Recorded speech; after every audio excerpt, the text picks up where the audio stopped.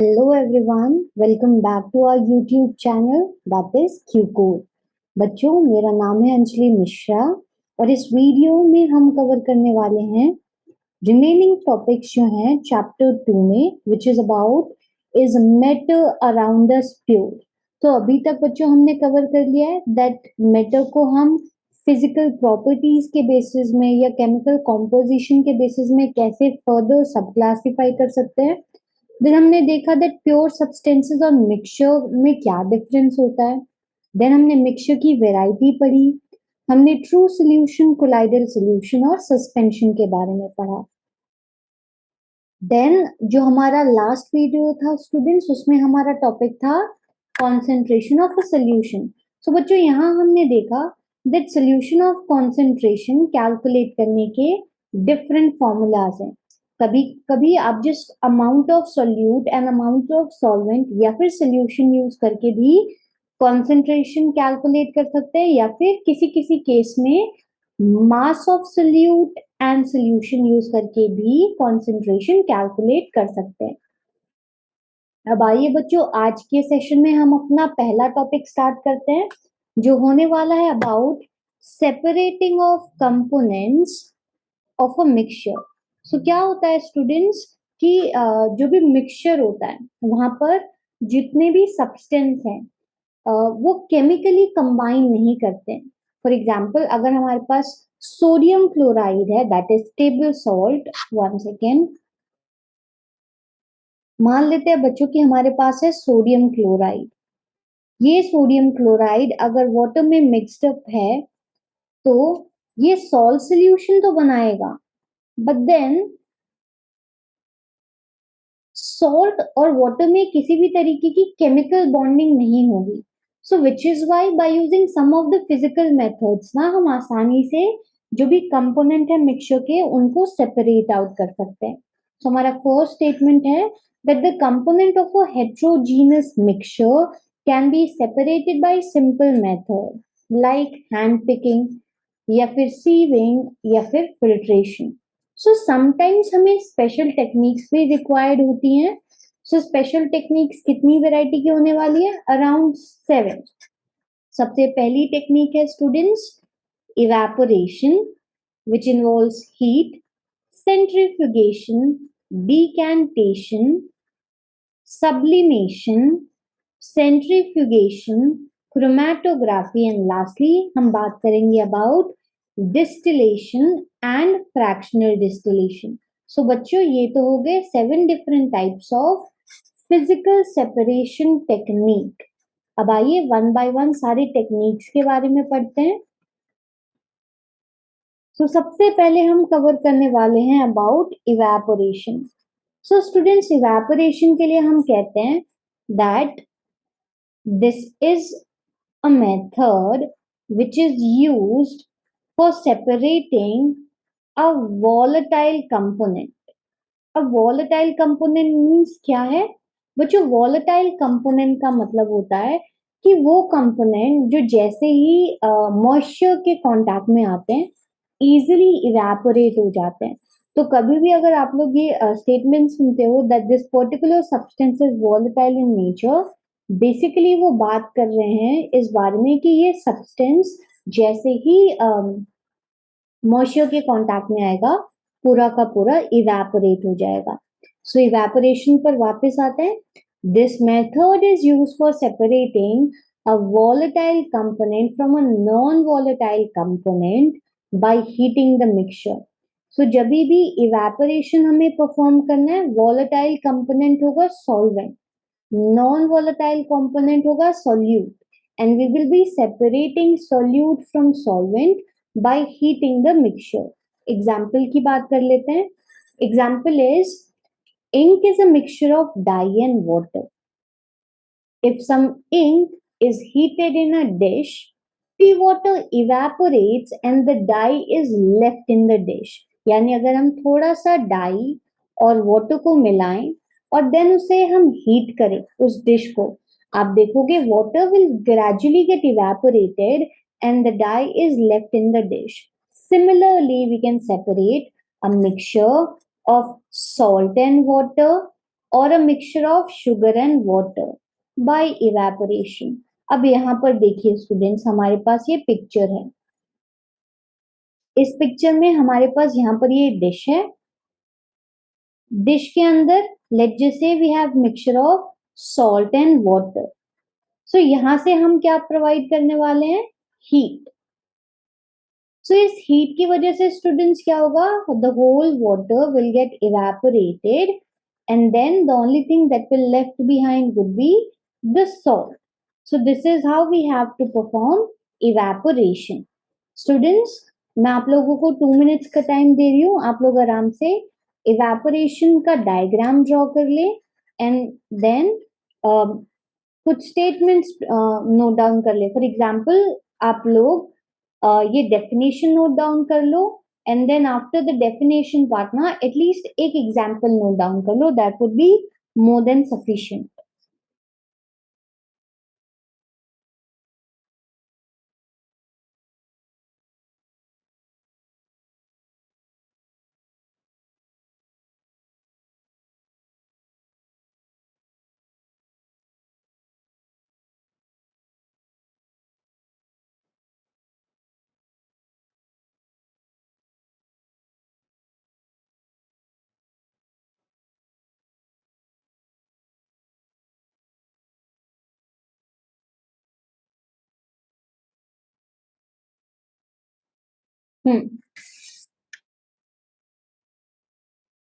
आइए next slide की तरफ चलते हैं students.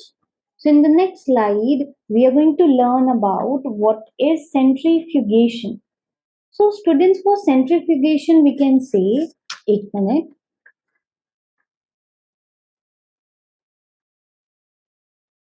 For centrifugation, we can say it's a method that is used for separating denser particles and lighter particles from a mixture by using a centrifuging machine. So जब तक हम evaporation के बारे में पढ़ रहे थे बच्चों, हमने देखा that evaporation is all about separating a volatile component from a non-volatile component. So this centrifugation here is a bit different from that of evaporation. For evaporation to take place, we need heat. For centrifugation to take place, or in order to separate denser particles from the lighter ones, we need centrifuging machine, and this whole process would be called as centrifugation. अब example की बात करते हैं कि example कहाँ पर हम देख सकते हैं सेंट्रीफ्यूगेशन का। सो एग्जाम्पल में कहा गया है that if we take some milk in a centrifuging machine and spin it rapidly, the cream separates from the milk because the cream is less dense than the milk. तो आप लोगों ने देखा होगा दैट मम्मी लोग क्या करते हैं, जब भी उन मम्मी लोगों को घी बनाना होता है तो मम्मी लोग क्या करते हैं, पहले तो वो cream day by day collect करते रहते हैं एंड देन अब ये क्रीम जो बेसिकली अब दही बन चुका होता है उससे घी बनाने के लिए वो बेसिकली जिसे हम हिंदी में कहते हैं मथनी या फिर इंग्लिश में मे बी हम कह सकते हैं दैट मिक्सर थिंग जिसको हम यूज करते हैं, तो क्या होता है जो नीचे का मिल्क का पोर्शन है it get separated from that of cream. So this is the best example of how cream is separated from milk. Cream, since it is less dense than that of milk, it can be easily separated by centrifuging machine. यहाँ पर students हमारे पास दो picture हैं that shows कि सेंट्रीफ्यूगिंग जो machine है वो कैसी नजर आती है। इसके बाद नेक्स्ट स्लाइड की तरफ चलते हैं बच्चों। अच्छा 1 सेकेंड, आप लोग सेंट्रीफ्यूगेशन की डेफिनेशन नोट डाउन कर लें एंड देन हम बात करेंगे about the next topic which is about डीकैंटिनेशन।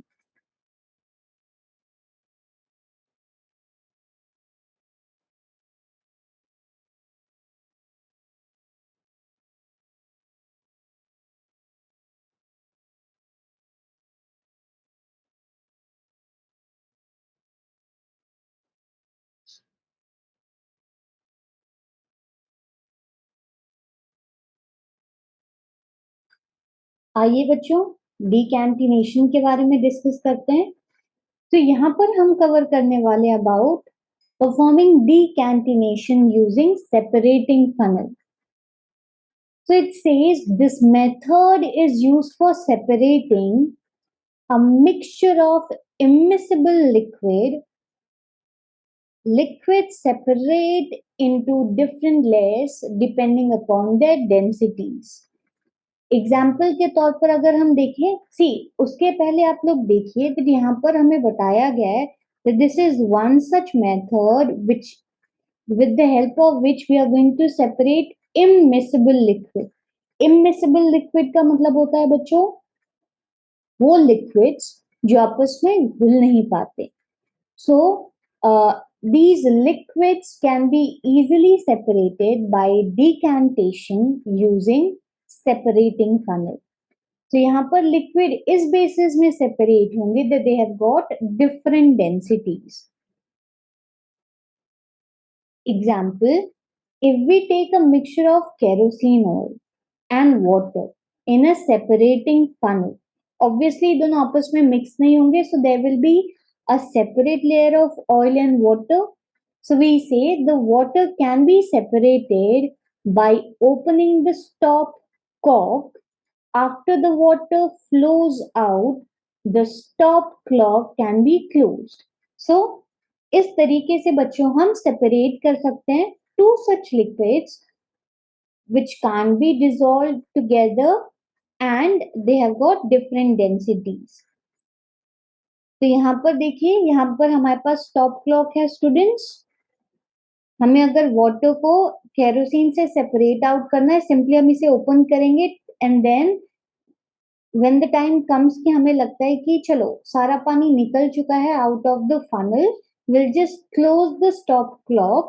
So that is how we can separate kerosene from water by using separating funnel. Students, definition note down कर लें आप लोग of decantation using separating funnel.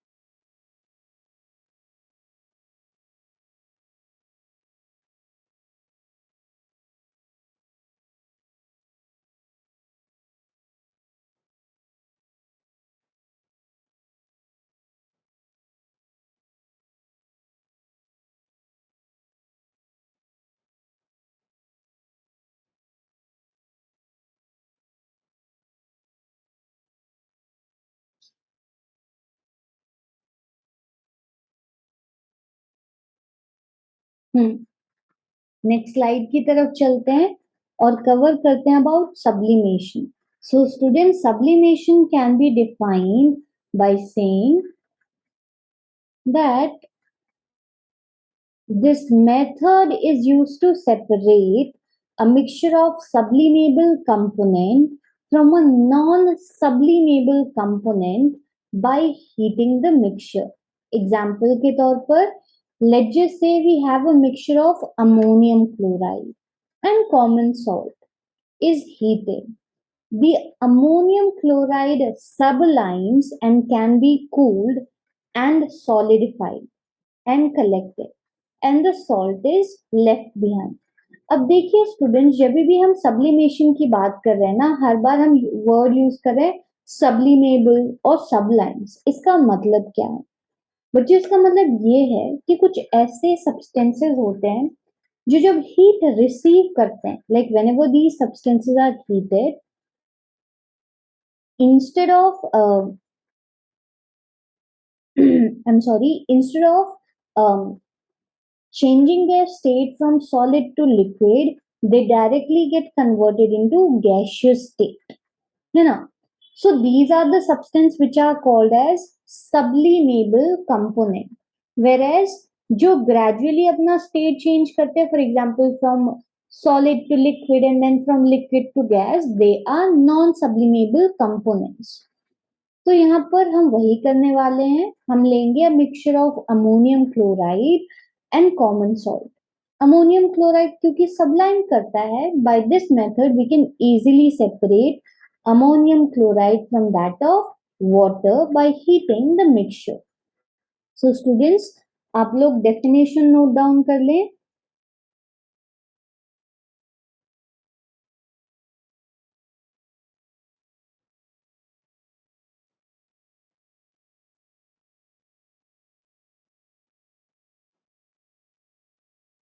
Sublimation की, then उसके बाद हम next topic की तरफ चलेंगे.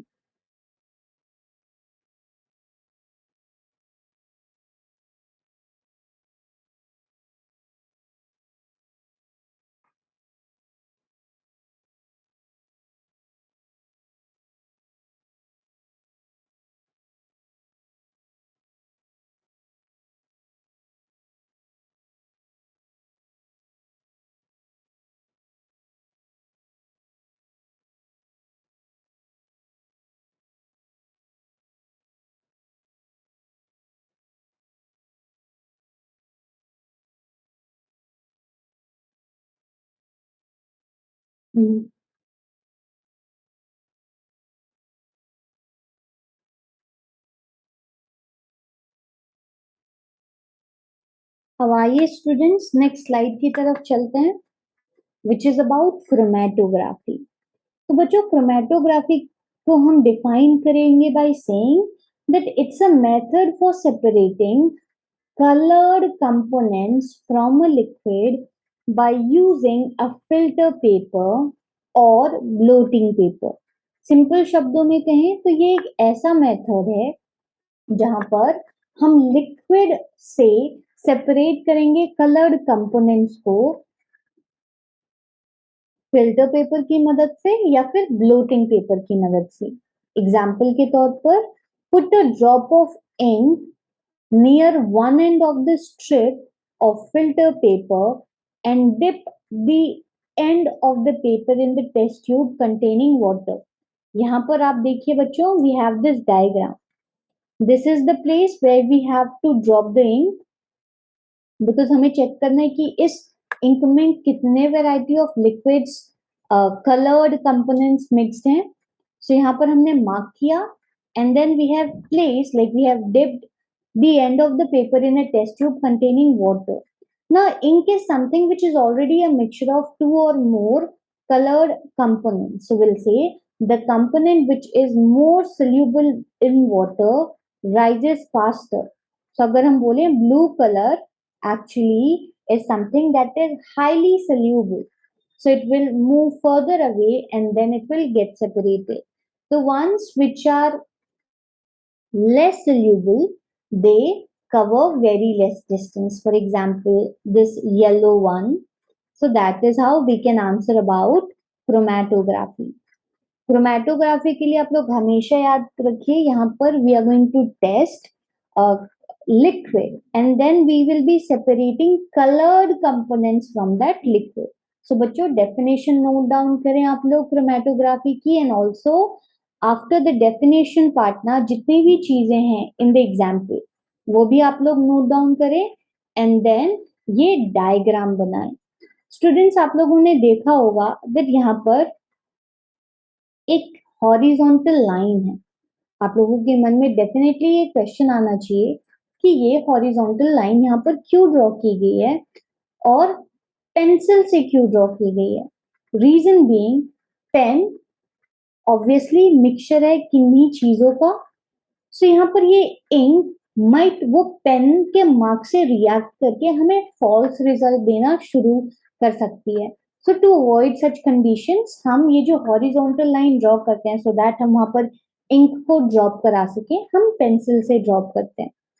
देन आप देखो स्टूडेंट्स, यहाँ पर हमने इस कंटेनर को कवर किया है बाय ए ब्लॉक. यहाँ पर उन्होंने तो पेंसिल यूज की है बट आप लोग कोई ब्लॉक भी यूज कर सकते हो. So the reason why we are using something to cover the block is because कि सॉल्वेंट शायद वॉलेटाइल इन नेचर हो, और अगर वो वॉलेटाइल इन नेचर है इट्स प्रिटी ऑब्वियस कि वो इवेपोरेट हो जाएगा, because in most of the cases ना एज सॉल्वेंट हम यूज करते हैं एथेनॉल। और अगर हम एथेनॉल की बात करें students, it's one of the highest volatile compounds, तो आसानी से इवेपोरेट हो जाएगा। तो ताकि वो इवेपोरेट ना हो हम कोशिश करते हैं कि हम उसे कवर करके रख सकें। अब आप लोग नोट डाउन कर सकते हैं अपने स्टेटमेंट्स रिगार्डिंग क्रोमैटोग्राफी।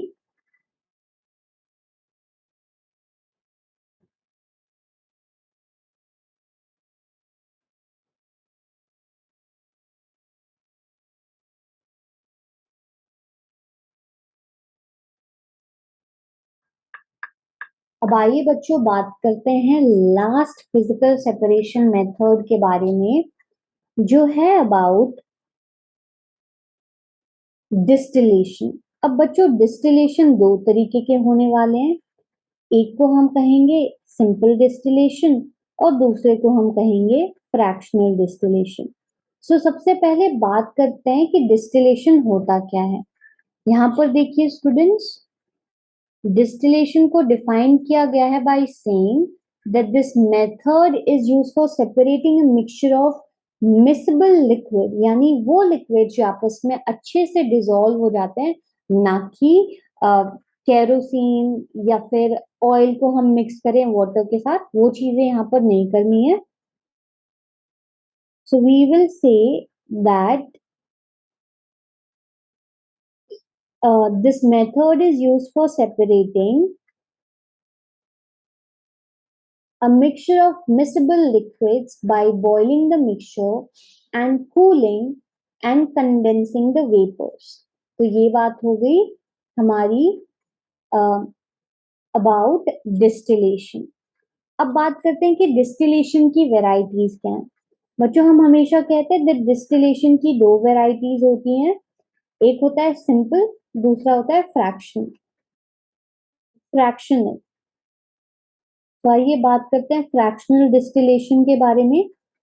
बच्चों हम कहेंगे simple distillation is a technique which is used for separating a mixture of two miscible liquids having sufficient difference in their boiling point.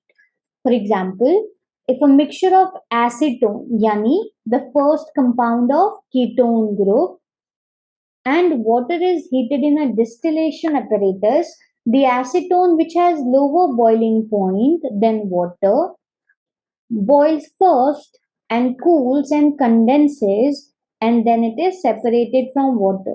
So मान लेते हैं बच्चों कि ये हमारा solution है that has acetone and water. सो क्योंकि एसीटोन का बॉइलिंग पॉइंट लो है, जैसे आप हीट करना स्टार्ट करोगे एसीटोन इवेपोरेट होगा, यहाँ जाकर कंडेंस होगा और यहाँ आप उसे कलेक्ट कर सकते हो, और वाटर यहीं पर रह जाएगा क्योंकि अभी तक हम उसके बॉइलिंग पॉइंट तक पहुंचे ही नहीं। So that is how we can perform simple distillation by using a mixture of two such liquid which have sufficient difference in their boiling point। ऐसे लिक्विड्स आपको कभी नहीं लेने हैं जिनके जो बॉइलिंग पॉइंट से एकदम एडजेसेंट हो, वो गलत हो जाएगा। सो बच्चों डेफिनेशन नोट डाउन करें डिस्टिलेशन की, as well as distillation simple distillation की भी डेफिनेशन एंड एग्जाम्पल। और उसके बाद मैं आप लोगों को टाइम दे रही हूँ, आप लोग ये डायग्राम भी ड्रॉ करें, because in most of the exams ना क्वेश्चंस आ जाते हैं that draw a well labelled diagram to show how simple distillation can be perform.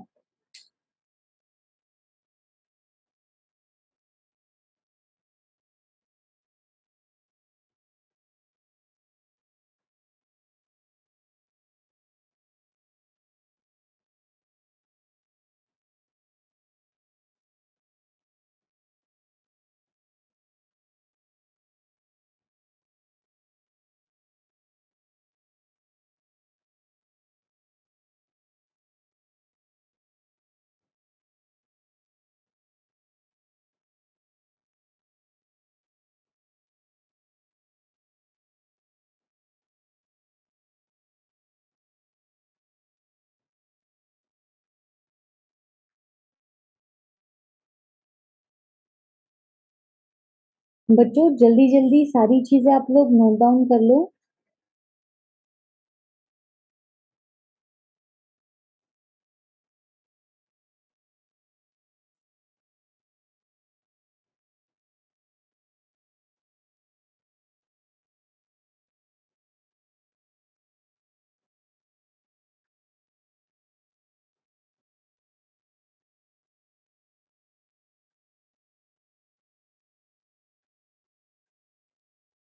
अब आइए बच्चों बात करते हैं लास्ट फिजिकल सेपरेशन टेक्निक के बारे में, जो कहलाता है fractional distillation technique.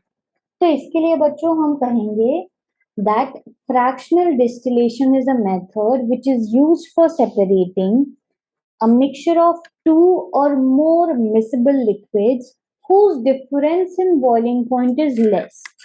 So simple distillation में there was sufficient difference in their boiling point. यहाँ पर the boiling, like the difference in boiling point would be very less. So the apparatus which is used for fractional distillation is similar to that of simple distillation, except for the fact that we will be using a fractioning column which is fitted between the distillation flask and the condenser. The fractioning column has a glass beads which increases the surface for the vapors to cool and condense. तो क्योंकि यहाँ पर हम ऐसे liquids use कर रहे हैं which has got very less difference in their boiling point, fractionating column use करेंगे सो दैट जैसे जैसे लिक्विड कंडेंस होते जाएंगे वो इवेपोरेट होके कंडेंस बैक होते जाएंगे. So talking about where we can use a fractional distillation, answer to this statement would be fractional distillation is used for separating the components of petroleum, separating the different gases which are there in the air, etc. So दोनों ही process बहुत similar हैं. It's just that यहाँ पर there will be a fractionating column ताकि जैसे जैसे हमारे लिक्विड्स इवेपोरेट होते जाएंगे वैसे वैसे हम क्या करेंगे, हम फ्रैक्शनिंग कॉलम का यूज करके लिक्विड्स को कंडेंस करते जाएंगे. सो बच्चों आप लोग स्टेटमेंट्स नोट डाउन कर लें regarding fractional distillation.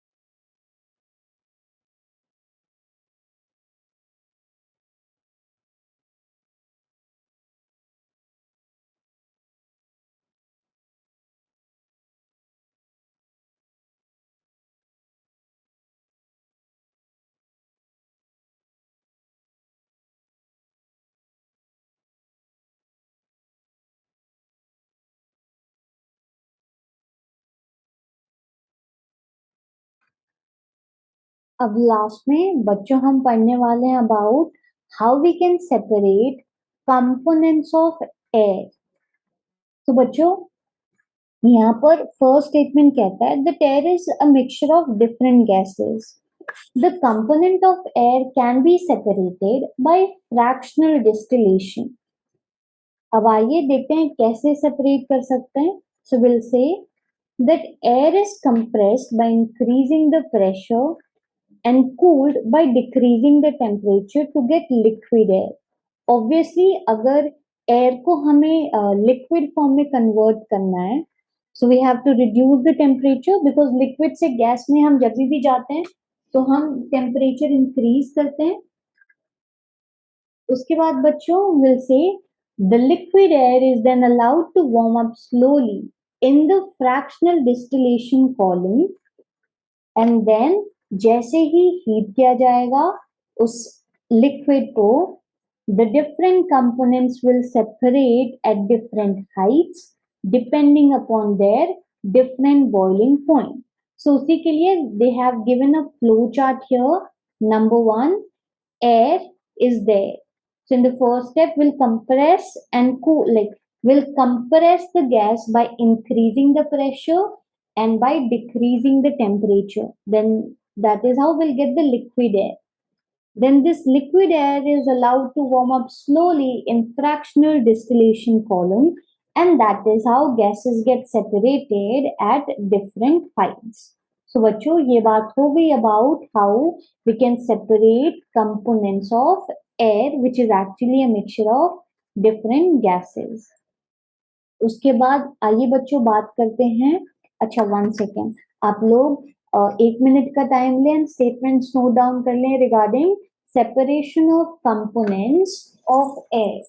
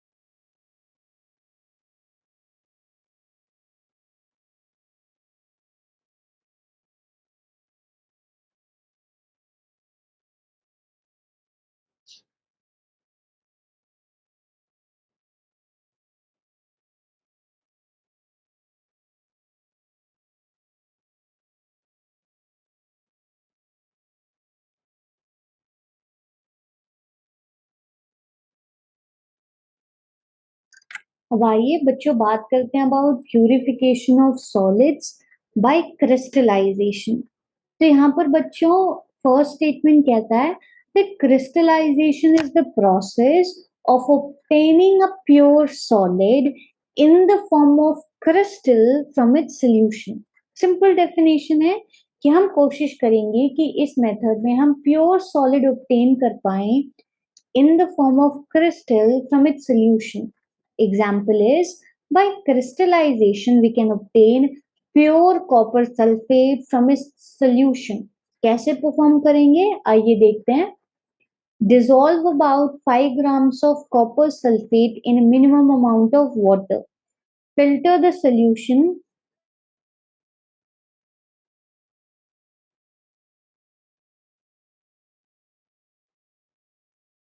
to remove the impurities. Evaporate the solution in a china dish to get a saturated solution. Then cover the solution with the filter paper, allow it to cool, and that is how you can get copper sulfate, like pure copper sulfate crystals form. तो अगर हम अच्छे से समझे बच्चों तो 5 ग्राम का हमें कॉपर सल्फेट लेना है, उसको कम से कम अमाउंट ऑफ वाटर में डिसॉल्व करना है. क्यों हम लेस अमाउंट ऑफ वाटर ले रहे हैं? बिकॉज हमें at the end of the day saturated solution चाहिए. सैचुरेटेड सोल्यूशन मींस एक ऐसा पॉइंट आ जाना चाहिए जहां पर और ज्यादा कॉपर सल्फेट वाटर में मिक्स ना हो पाए. उसके बाद इवेपोरेट करेंगे, नहीं पहले हम फिल्टर करेंगे ताकि हम सारी इम्प्योरिटीज रिमूव कर पाए. उसके बाद इवेपोरेट करेंगे. इवेपोरेट करने के बाद हम कवर कर देंगे सोल्यूशन को विद अ फिल्टर पेपर, उसको अलाउ कर देंगे ताकि वो कूल हो जाए, कूल डाउन हो जाए. सो दैट इज हाउ हमें प्योर कॉपर सल्फेट क्रिस्टल्स मिल सकते हैं. अब आइए बच्चों बात करते हैं नेक्स्ट टॉपिक के बारे में. आप लोगों को मैं 1 मिनट का टाइम दे रही हूँ. इस ड्यूरेशन में आप लोग स्टेटमेंट्स नोट डाउन कर लिए regarding purification of solids by crystallisation.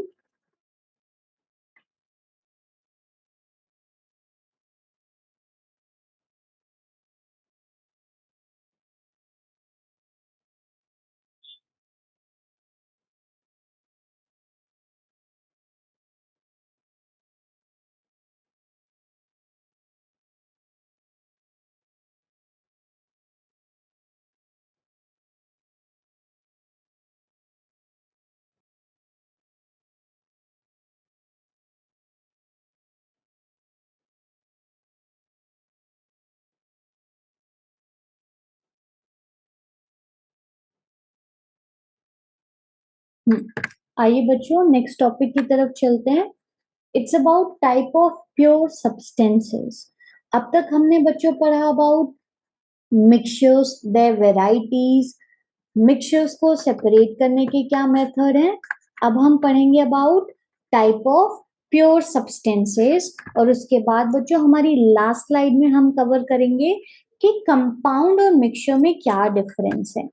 तो अगर हम बात करें टाइप्स ऑफ प्योर सब्सटेंसेस की, तो हमने शुरुआत में पढ़ा था बच्चों कि प्योर सब्सटेंस दो तरीके के हो सकते हैं, या तो वो एलिमेंट्स हो सकते हैं या फिर वो कंपाउंड्स हो सकते हैं। तो हम एलिमेंट को डिफाइन करेंगे by saying that it's a basic form of matter which can't be broken down into simpler substances by chemical reactions. Elements are of three types. One is a metal, second one is a non-metal, and third one is a metalloid. So metal की अगर हम बात करें कि उसकी properties क्या होती हैं, दे हैव लस्टर, यानी मेटल्स जो होते हैं वो शाइनी होते हैं। They are malleable and ductile. अब मेलिएबल एंड डक्टाइल का मतलब होता है बच्चों कि अगर हम मेटल से चाहें तो उन्हें जैसे चाहें बेंड कर सकते हैं in the form of sheets, या फिर चाहे तो उनसे वायर बना सकते हैं। सो इसलिए हम कहते हैं that these are malleable and ductile. उसके बाद मोस्टली जो सारे मेटल्स होते हैं they are very good conductors of heat and electricity, but कुछ एक्सेप्शंस हैं जैसे मर्क्यूरी हो गया, तो वो आप लोग असाइड कर सकते हो। बट मोस्टली अगर हम बाकी मेटल्स की बात कर रहे हैं they are very good conductors of heat and electricity. उसके बाद they are sonorous. Example, we have iron, aluminium, zinc, mercury, copper, silver and gold. So ये सारे एग्जाम्पल्स हो गए मेटल के। अब अगर हम प्रॉपर्टीज ऑफ नॉन मेटल्स की बात करें, exactly opposite to that of metal. So चूंकि वहां पर वो लश्चरस थे, they are not going to have any lustre. metals were malleable and ductile, non-metals are non-malleable and non-ductile. Their metals were good conductor of heat and electricity. यहाँ पर they are going to be poor conductor of heat and electricity. अब non metals are non sonorous. अच्छा बच्चों, मैंने आप लोगों को sonorous क्या होता है इसका मीनिंग नहीं बताया। सो सोनोरस मीन्स, सपोज आपके हाथ में कोई भी मेटल है और अगर आप किसी भी ऑब्जेक्ट से उसको हिट करते हो, सो ये जो टन करके आवाज आती है, ये जो साउंड प्रोडक्शन होता है, दैट इज कॉल्ड एज सोनोरिसिटी। सो जो सब्सटेंस ऐसा साउंड प्रोड्यूस कर पाता है, वी से दीज आर सोनोरस, और जो नहीं कर पाते हैं these are going to be not sonorous. Example देख लेते हैं नॉन मेटल्स के। We have hydrogen, oxygen, nitrogen, iodine, carbon, sulphur and phosphorus. Properties of metalloids की अगर हम बात करें, metalloids are elements which show some properties of metals and some properties of non-metals, इसलिए हम इन्हें बुलाते हैं metalloids। उसके बाद एग्जाम्पल ऑफ मेटलॉइड्स की अगर हम बात करें, we have boron, silicon and germanium. So बच्चों वन बाय वन आप लोग सारी चीजें नोट डाउन कर लो regarding element and the variety of elements. उसके बाद हम बात करेंगे अबाउट कंपाउंड्स, जो होने वाला है इस चैप्टर का लास्ट टॉपिक।